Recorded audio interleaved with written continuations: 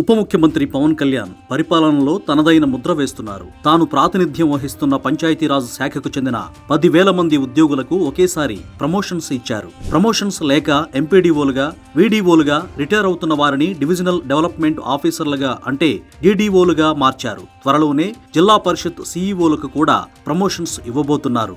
బిడ్డ పుట్టి ఆ బిడ్డ పెద్దదై తర్వాత పెళ్లైనా తమకు మాత్రం ప్రమోషన్స్ లేవని పంచాయతీరాజ్ శాఖ ఉద్యోగులు చెప్పినప్పుడు ఎంతో బాధపడ్డాను. ప్రభుత్వ ఉద్యోగికి ప్రమోషన్ వచ్చిందంటే ఆ ఇంట్లో పండగ వాతావరణం నెలకొంటుంది. జగన్ ప్రభుత్వంలో ప్రతి పోస్టుకు ఒక రేటు, ప్రతి బదిలీకి ఒక రేటు పెట్టారు. దీన్ని నిర్మూలించడానికే పనితీరు, సీనియారిటీ, నిబద్ధతను పరిశీలించి ప్రమోషన్స్ ఇవ్వడం జరిగింది. సీఎం చంద్రబాబు నాయకత్వంలో పంచాయతీరాజ్ శాఖలో అనేక సంస్కరణలు అమలు చేస్తున్నా 2 దశాబ్దాల నుంచి పనిచేస్తున్నా ఇటువంటి పదోన్నతులు లేక నిరాశ నిస్పృహల్లో ఉన్న వారిలో ఉత్సాహం నింపేందుకు, బాధ్యత పెంచేందుకే పదోన్నతులిచ్చినట్లు పవన్ కళ్యాణ్ వెల్లడించారు. ప్రమోషన్స్ ఇవ్వడానికి పంచాయతీరాజ్ శాఖకు చెందిన ఉన్నతాధికారులు, మంత్రులు, ఎమ్మెల్యేలు సిఫారసు చేసినా పరిగణనలోకి తీసుకోలేదంటూ వారికి పవన్ అభినందనలు తెలిపారు. పనిచేసిన కాంట్రాక్టర్లకు బిల్లులు వెంటనే చెల్లించాలని ఆదేశాలు జారీ చేశారు. పంచాయతీరాజ్ శాఖలో వివిధ హోదాల్లో పనిచేసి పదవీ విరమణ పొందిన ఉద్యోగులు, అధికారులు పంచాయతీ ఎన్నికల్లో పోటీ చేస్తే మంచిదని